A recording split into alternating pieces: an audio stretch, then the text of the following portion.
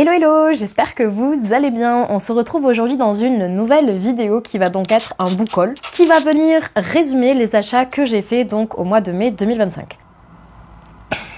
Je m'excuse d'avance, vous allez peut-être l'entendre, mais je suis de nouveau malade, voilà. Quand il fait froid, je tombe malade, quand il fait chaud, je tombe malade. Donc j'espère que je serai assez intelligible et j'essaierai de couper au maximum les moments où j'essaie de reprendre mon souffle parce que les petits bruits de gorge et de nez bouché, je pense que vous n'en avez pas besoin dans votre vie. Du coup, pour ce book haul, déjà de façon générale, au mois de mai, j'ai rajouté 15 livres à ma palle et j'ai lu 14 livres. D'ailleurs, la prochaine vidéo qui viendra sur ce compte, ce sera une vidéo bilan lecture donc du mois de mai.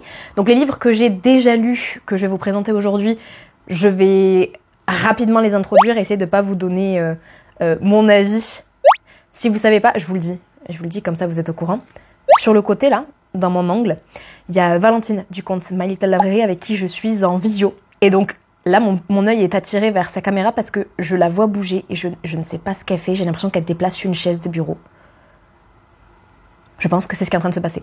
Bref, donc, s'il y a des livres que j'ai déjà lus ce mois-ci, ce que je vais faire, c'est que je vais essayer de passer rapidement dessus pour garder finalement mes avis et mes impressions pour le bilan lecture du mois de mai qui sortira normalement ce week-end. J'ai catégorisé les nouveaux ajouts de ma palle en 3 catégories différentes. Ces 3 catégories ne changent pas de d'habitude, donc tout d'abord, on aura les livres que j'ai reçus en service de presse. Ensuite, nous aurons les livres que j'ai achetés d'occasion. Et enfin, mes achats. C'est clairement ce qui me plombe ce mois-ci parce que, comme vous allez le voir, j'ai craqué tout d'abord pour des éditions spéciales The Broken Bindings parce qu'ils faisaient des promos de printemps. Et aussi, pendant le mois de mai, j'ai fait dédicacer des livres par Samantha Shannon, R.F. Kuang et Sarah El Arifi. Et c'était des dédicaces sous condition d'achat. Donc j'ai dû acheter des livres.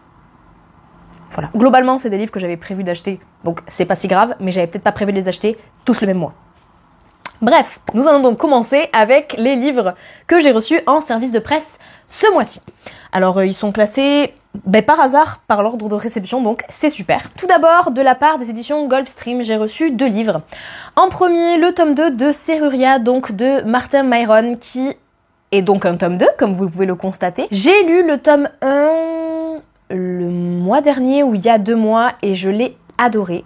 Je pense qu'on va prendre juste un tout petit temps pour contempler ce tome 2 que je trouve absolument incroyable. Je suis archi fan des couleurs utilisées pour la couverture. J'aimais déjà beaucoup les couleurs du tome 1 mais là, ce tome 2, 10 sur 10. 10 sur 10 sur les couleurs utilisées. Donc, pour information, ça c'était le tome 1, et donc on va suivre dans ce premier tome Phileas qui est un Ceruram, c'est-à-dire que dans sa famille, il garde les clés et les portes qui permettent aux ancêtres et aux personnes décédées de façon générale, tous les jours de rejoindre le monde des vivants pour repartir dans le monde des morts la nuit, sauf qu'il se trouve qu'il y a un voleur de trousseaux de clés qui sévit, donc ça s'appelle les clés d'âme d'ailleurs. Donc il y a un voleur de trousseau de clés qui sévit et donc Phileas va partir à la recherche, partir à enquêter finalement sur la disparition de ces trousseaux de clés et je trouve que c'est un super jeunesse. Vraiment, j'ai adoré le premier tome. Pardon, je suis désolée, je parle du nez, c'est terrible. Le premier tome et j'avais énormément aimé, je crois que j'avais mis 4 ou 4,5, donc très hâte de découvrir ce second tome. Aussi de la part des éditions Gulfstream, j'ai reçu ce premier tome, toujours jeunesse, donc qui s'appelle La malédiction du Nil, la maison d'Anubis, dans lequel on va suivre donc 3 personnages, 3 enfants qui vont tous avoir un rôle différent, donc on va avoir un scribe, on va avoir un guerrier, un futur guerrier finalement, parce que je rappelle que ce sont des enfants, donc ce sont des vocations.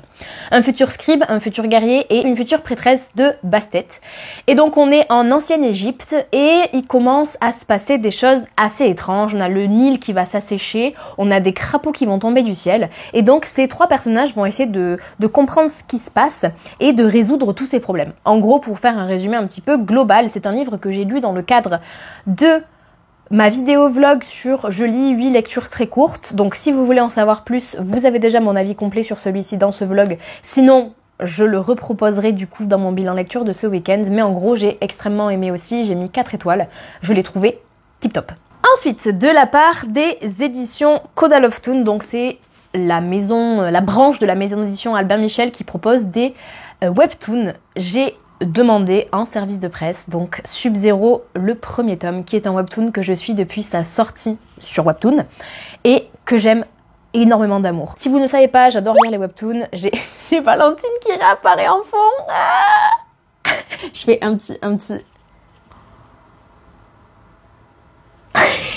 Petite apparition surprise de Valentine. Donc je disais, si vous ne le savez pas, j'aime énormément lire des webtoons. J'ai adoré le Olympus que j'essaye de collectionner en version papier. Et celui-ci, j'étais tellement ravie quand j'ai appris qu'il sortait en papier. Donc bon, officiellement j'ai tout lu.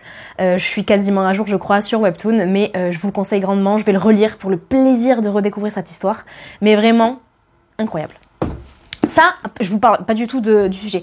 On est sur deux royaumes ennemis qui vont s'unir avec un mariage arrangé donc entre ces deux personnes. Ce sont des descendants de dragons qui sont capables donc de se transformer en dragons. Et afin d'allier les deux royaumes et de mettre fin à la guerre finalement, il y a ce mariage qui va avoir lieu en sachant que elle est amoureuse d'un autre garçon donc qui est un combattant, un guerrier de son royaume et qui va la suivre là-bas. Et lui, c'est un futur roi. Il n'est pas encore héritier, si je dis pas de bêtises. Empereur même, je dis des bêtises, c'est des empires. Donc lui, c'est l'héritier du clan des dragons pourpres. Il s'appelle Kairo et il est extrêmement arrogant. On est vraiment sur un personnage très arrogant. Et voilà, donc tous les deux vont apprendre finalement à devoir s'entendre parce qu'il y a des choses plus importantes que leur désaccord. Et enfin, de la part des éditions Erol, j'ai reçu Avec des si on refait le monde de Jeanne-Eva Chabot, qui va donc être un livre dans lequel nous allons suivre un groupe d'amis qui, à quelques années auparavant, je crois que ça se passe, a pris le décès d'un de leurs anciens camarades qui a toujours rêvé de faire le tour du Mont Blanc. Et donc, ils vont se lancer finalement dans cette quête-là, dans cette aventure, entre guillemets, pour lui rendre hommage, on peut dire ça comme ça. Je sais pas tout à fait, je l'ai pas encore lu, donc je vous avance un petit peu ce que j'en ai compris de ce livre-là. Voilà, c'est un livre qui, je pense, va se lire assez bien, assez vite. Je suis très intriguée. J'ai la sensation d'un petit peu m'éloigner de ma zone de confort avec celui-ci.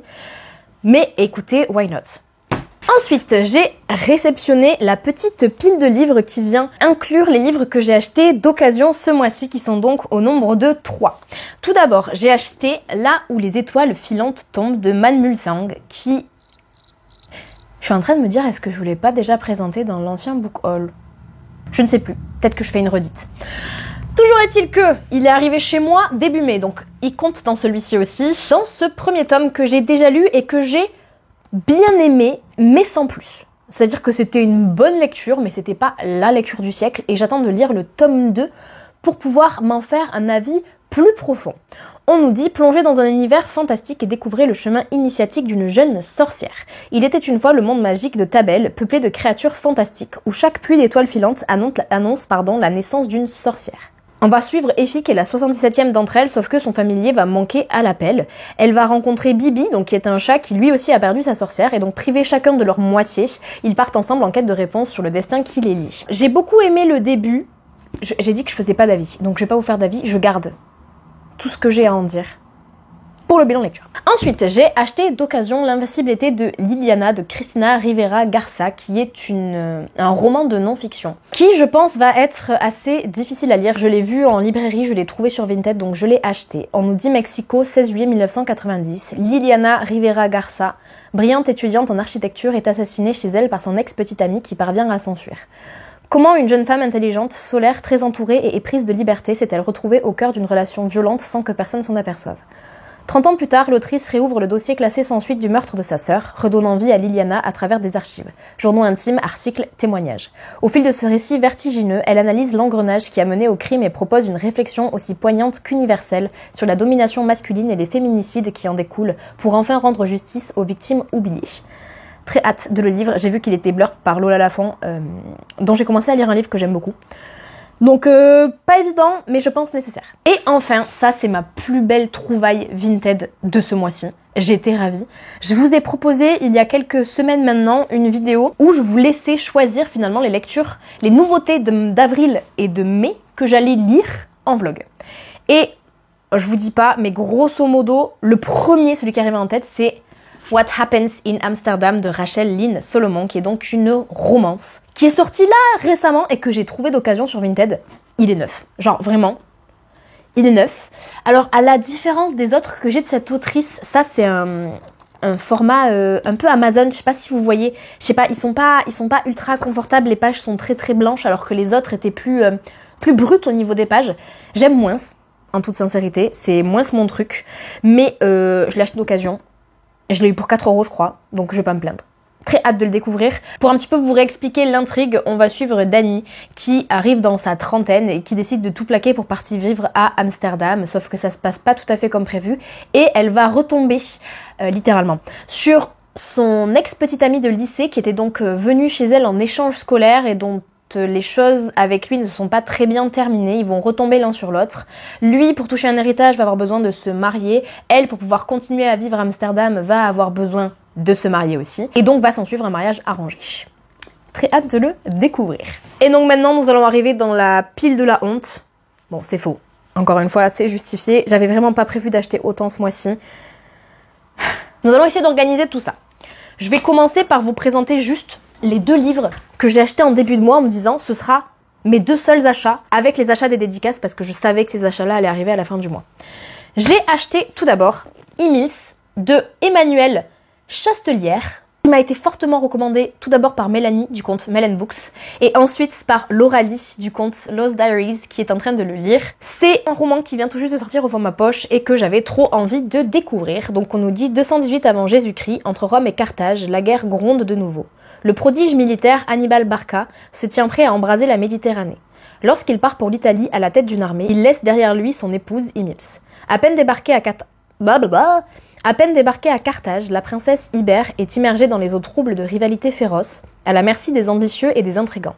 Elle doit alors se glisser dans le costume que les dieux et les hommes lui ont préparé, celui d'une femme dévouée à sa nouvelle patrie, la mère du futur héritier. Dans une ville tout entière tournée vers la guerre, la jeune femme décidera-t-elle de suivre le chemin tracé pour elle, de se ranger du côté des voies de la discorde, ou de tracer sa propre route, quitte à faire naître des inimitiés, même parmi les siens. Clairement, ma vibe, on est sur de la fiction historique, avec des femmes fortes qui, je pense, vont oser bousculer un petit peu le destin qu'on leur avait tracé. Donc très hâte de le découvrir. Et dans la même vibe, toujours un petit peu fiction historique, mythologique, j'ai acheté Hera de Jennifer Saint. Et je suis un peu déçue parce qu'il faut savoir que Jennifer Saint, j'ai jamais rien lu d'elle. J'ai Ariadne dans ma palle que je n'ai toujours pas lu, mais j'avoue que Hera, c'est quand même une figure mythologique que j'adore. Et il se trouve que je crois qu'il est pas très bien noté sur Goodreads et que même les gens qui aiment d'habitude ce qu'elle fait ont été un petit peu déçus. Donc je suis moi-même un petit peu déçue par avance. Mais c'est pas plus mal parce que je me lancerai dedans, attention on se calme, je me lancerai dedans peut-être avec moins d'attentes que ce que j'aurais pu avoir à la base. En même temps, Rosie Hellwett, elle a marqué Jennifer Saint's Best Book Yet. Et Bea Fitzgerald a marqué Sweeping and Intimate. Et Sarah Underwood a marqué Subtle, Nuanced and Utterly Gorgeous.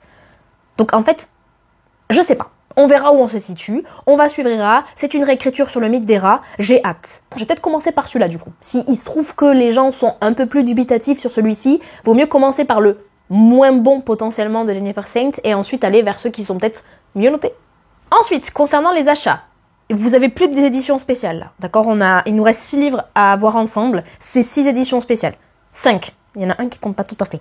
Mais je vais d'abord vous présenter les 3 livres que j'ai achetés pour les dédicaces du coup de R.F. Kuang, Samantha Shannon et Sarah El Arifi. Ça fera un peu redite pour ceux qui ont déjà vu le vlog, mais c'est pas grave, pour ceux qui l'ont pas vu, allez le voir. Qu'est-ce que vous attendez? Tout d'abord, le seul que j'ai acheté en broché. Ce qui est déjà pas mal, parce que j'ai quand même failli craquer pour le relier.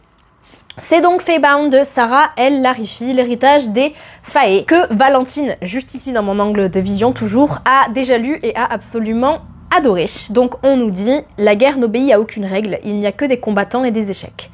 Yiran est née sur le champ de bataille et il mourra un jour. Devenue colonelle, elle n'a qu'un objectif, gagner la guerre éternelle en se battant pour sa tribu. » De son côté, sa sœur Little tente de gagner sa vie en tant que devineresse, à la recherche de prophéties pour un avenir meilleur. Lorsque Yiran commet une erreur fatale qui entraîne son exil, elles sont toutes les deux contraintes de s'aventurer par-delà les frontières des terres elfiques. Elles ne s'attendaient néanmoins pas à tomber sur l'impossible, la cour des Fae, présumée disparue depuis un millénaire. Prisonnières de ce monde inconnu, les deux sœurs doivent à tout prix en apprendre davantage sur cet endroit pour espérer s'enfuir. Que privilégieront... J'arrive pas à le dire, pardon, gros mot. Que privilégieront-elles entre leur loyauté envers leur peuple et leurs sentiments naissants? Traduit de l'anglais par Gaspard Oui. Merci Gaspard. Très hâte de le découvrir, j'ai l'impression qu'on est un peu sur un classique, mais j'adore lire des petits classiques avec des fées comme ça de temps en temps. Romantasy, fantasy classique. souvent c'est indétrônable ce genre de choses-là. J'ai aussi acheté cette très belle édition spéciale donc de La guerre du pavot de R.F. Kuang que j'ai déjà lu en anglais. Donc ça compte pas vraiment. Je vous la remontre parce que hey, why not? Nous avons donc cette jolie carte sur le revers de la jaquette. On est très sur la thématique orange, vous allez voir. Un livre comme ceci. Des end-pages comme ceci. Je pense que ça fait partie de ce que je préfère, surtout cette dernière-là. Et ensuite, on a des petits détails bien sympathiques. Tout d'abord, au niveau des chapitres, plop. Et ensuite, bien évidemment, c'est ce qui a fait que je l'ai acheté, en toute sincérité. Sinon, j'en aurais pas eu besoin, mais là, j'en avais besoin. C'est les illustrations. Ah, ça, vous mettez des illustrations dans un livre, j'achète de suite. Vraiment, je suis un vrai pigeon avec ça. Incroyable. Donc, c'est un premier tome, comme je vous disais, que j'ai déjà lu. Attention au trigger warning, je trouve que c'est un roman de fantasy adulte incroyable. Je vais peut-être vous lire ce qu'on nous dit pour éviter de vous spoiler, parce que je ne sais plus qu'est-ce qui apparaît, qu'est-ce qui n'apparaît pas dans le résumé. Si vous avez l'impression que j'ai les yeux un petit peu larmoyants entre les différents plans, c'est que je viens de m'étouffer, que je vous ai coupé le moment où je m'étouffais. Les relations entre l'empire du Ninkan et de la fédération de Mugen ont toujours été conflictuelles. Lorsque l'empire se retrouve affaibli, la fédération en profite pour l'envahir. 2 guerres du pavot sont nécessaires pour vaincre et repousser l'ennemi mugenais vers le large. Des siècles plus tard, au sud du Ninkan, la jeune orpheline Fang Runin, qui n'a connu que la misère, se retrouve fiancée contre son gré. Pour échapper au mariage, elle se lance à corps perdu dans la préparation du Keiju, un exigeant concours qui ouvre les portes de l'élitiste académie de Sinegard. Bien que discriminée par tous, elle se révèle redoutable, mais surtout dotée d'impressionnantes prédispositions au chamanisme. Tandis qu'elle apprend à saisir la vérité du monde et à apprivoiser ses puissants pouvoirs, Mugen envahit subitement les terres Nikara. Et une nouvelle guerre du pavot éclate. Rin est prête à tout pour triompher, y compris faire appel aux plus imprévisibles et dangereuses des divinités. Alors, j'ai un bug parce que pour moi le personnage principal s'appelait Rin. Est-ce que Rin, c'est le diminutif de Fang Runin? Il va falloir que je le relise. J'allais dire oui, celui-là je l'ai déjà lu, c'est bon. Non, on va le relire. On va le relire avant d'attaquer le tome 2. Ensuite, petite pépite, j'ai bien évidemment acheté le tome 3 de The Bone Season que j'ai déjà donc en édition spéciale pour le tome 1 et 2, mais de The Broken Bindings, sauf qu'ils sont plus disponibles. Donc je l'ai acheté en français. Et je la trouve très jolie, je trouve que les couleurs, comme je le disais dans le vlog, sont plus vives pour le jaspage, ce que j'apprécie beaucoup. J'aime beaucoup les couleurs, encore une fois, je trouve que les The Bone Season, les rééditions qu'ils ont faites, sont vraiment magnifiques. Donc voilà, est-ce que je vous fais un résumé sur The Bone Season? Un peu flemme, on est sur une dystopie. En 7 tomes, de Samantha Shannon. Je pense que ça doit suffire à vous faire acheter le livre. Déjà rien que le fait que ce soit écrit par Samantha Shannon, achetez-le. C'est tout. Et donc, les 3 livres qui nous restent, c'était le craquage imprévu total de ce mois de mai. C'est la faute à Valentine, toujours dans l'angle de cette vidéo, et de Lauralie, qui m'ont envoyé un message en disant « Mathilde, il y a des promos de printemps sur The Broken Binding !» J'ai craqué. Voilà, un pigeon. Pour ma défense, elles étaient vraiment pas chères. Je crois que j'ai payé, avec les frais de port et avec les frais de douane, pour les 3 livres que je vais vous présenter, je crois que j'ai payé 31 €. On est d'accord que ça vaut le coup. Je tiens à préciser que c'est très drôle parce que j'ai reçu des petits marque-pages avec, comme ça. Et dans les petits marque-pages, il y avait un de Susanna Clark dont j'ai lu Piranèse du coup pour le dernier vlog. Et ça m'a fait rire parce que genre je lisais Piranèse et j'ai reçu le marque-page pendant que je lisais Piranèse. Ça m'a fait rigoler. Voilà, rien à rajouter de plus, c'était juste la petite anecdote du moment. Donc, j'ai acheté 3 livres, 2 reliés et un brochet. Tout d'abord, j'ai pris donc Sea of Tranquility de Emily St. John Mandel, que Valentine adore. Genre, cette autrice, c'est vraiment un coup de cœur pour elle. Et qui est dans une édition plutôt mimes, j'aime beaucoup, avec du petit bleu, comme ça. Il n'est pas signé, mais c'est un petit roman court que j'ai très hâte de découvrir, et il était à 2 livres, je crois, donc je l'ai pris. Je veux dire, c'est moins cher que l'édition normale. Ensuite, j'ai acheté le tome 3 de Children of Blood and Bone qui va sortir bientôt au cinéma, de Tomi Adeyemi, qui est une autrice dont j'avais adoré. Alors, attendez, je fais un petit récap sur cette saga. Cette saga, j'ai lu le tome 1 que j'ai adoré, gros coup de cœur, 5 sur 5, incroyable. J'ai lu le tome 2 que j'ai moyennement aimé. J'avoue avoir été un petit peu déçue, et je suis terrifiée de lire ce tome 3, parce que les notes, elles sont pas ouf. Mais en même temps, les notes étaient déjà pas folles pour le tome 1 que j'ai vraiment aimé, donc je me dis, à tout moment, j'aime vraiment beaucoup. Voici la très belle édition spéciale qui est signée. Je suis tellement heureuse. Il n'y a rien sur le hardback. On n'a rien en plus. On a juste ce joli jaspage. Et je vous montre cette belle signature.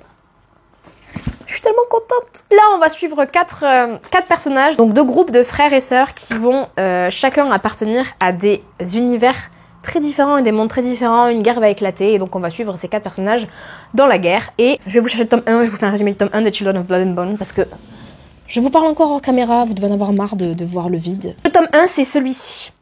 Et on a écrit derrière « They killed my mother, they took our magic, they tried to bury us, now we rise ». Qui veut dire « Ils ont tué ma mère, ils ont pris notre magie, ils ont tenté de nous enterrer, maintenant nous nous élevons ». Je trouve pas de petit résumé sympa. J'ai peur de vous dire des bêtises. Ah oui, c'est ça. En fait, la magie a disparu. Notre personnage principal s'appelle Zélie, qui fait donc partie de ce clan qui utilise la magie. Et il y a un soulèvement qui fait que la magie disparaît. Qu'on se retrouve avec un roi, un royaume avec à la tête duquel le roi est assez brutal et tyrannique. Et donc Zélie va tout faire pour faire en sorte de rétablir la magie. Mais on va suivre Zélie, son frère et les 2 enfants du roi et de la reine de ce royaume tyrannique. On a 4 personnages.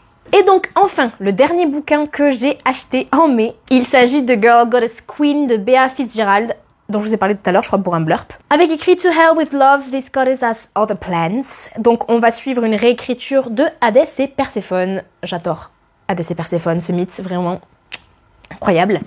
On a cette très jolie édition, très rose, très pink, très girly. Attendez un petit peu. Non, parce que ça, c'est très joli. On est tous d'accord pour dire que c'est magnifique. Attendez, je vais pas vous spoiler. Moi, j'adore le rose comme ça, archi fan. On a des choses qui ressemblent à ça sur les end pages, mais surtout, tadam! Est-ce que c'est pas trop beau? On a ici le mont Olympe, ici le royaume des morts, et... Attendez. Au milieu... Ah, je peux pas l'ouvrir. Au milieu, c'est la Sicile. C'est incroyable, non? Moi, j'adore. Je le trouve trop joli. Il est signé par l'autrice. Enfin, c'est un autocollant. Je crois. Comme ceci. Et donc, Valentine, toujours dans le coin de cette vidéo. C'est devenu un running gag, j'adore me répéter. L'a lu et l'a énormément aimé. On nous dit derrière, Thousands of years ago, the gods told a lie. Persephone wasn't taken to hell, she jumped. There was no way she was going to be quietly married off to some smug god. Now she's taking matters into her own hands, with plans that will shake Mount Olympus to its very core. Donc, des milliers d'années auparavant, les dieux ont menti. Perséphone n'a jamais été amenée de force en enfer, elle a sauté en enfer. Il était hors de question qu'elle épouse tranquillement un dieu envers lequel elle n'avait aucune affinité. Maintenant, elle prend les choses en main avec des plans qui vont secouer le mont Olympus jusqu'à ses racines. Mon résumé est assez aléatoire. Bon, écoutez, j'ai fait ce que j'ai pu. Voilà pour ce book haul du mois de mai 2025. Petit craquage. Encore une fois, ça m'a un peu rassurée quand j'ai vu que j'avais lu 14 livres ce mois-ci et que j'en ai acheté 15, en sachant que dans ces 15 livres, il y en a certains que j'ai déjà lus ou que j'ai lus en mai. Donc, ça me rassure un petit peu. Mais l'objectif n'est pas d'acheter 15 livres par mois et de réceptionner, parce que j'ai pas tout acheté. Mais l'objectif n'est pas de réceptionner 15 livres par mois. J'essaye d'acheter et de consommer moins. Là, c'est pas le cas. On va se concentrer sur sa pile à lire pour le mois de juin, pour tous les mois d'été. On va essayer de se focus sur cette pile à lire et de la faire tomber au maximum. Puis après, on rachètera peut-être en août. Mais en tout cas, là, les 3 prochains mois, on fait tomber cette pile à lire. On reste sur 14 livres par mois et on fait tomber la pile à lire. Surtout sur les romances et sur les lectures courtes. On avance. Hop, hop, hop. Donc voilà, merci beaucoup si vous êtes restés jusqu'à la fin de cette vidéo. J'espère qu'elle vous aura plu. N'hésitez pas à venir me dire en commentaire s'il y a des livres qu'il faut que je sorte très très vite de cette fameuse pile à lire. Je serais curieuse de savoir si vous en avez lu certains, ce que vous en avez pensé, s'il y en a vraiment que vous avez profondément aimé ou détesté d'ailleurs. N'hésitez pas, dites-le moi. Et en attendant, écoutez, je vous souhaite de très belles lectures et je vous dis à ce week-end normalement pour une nouvelle vidéo. Salut!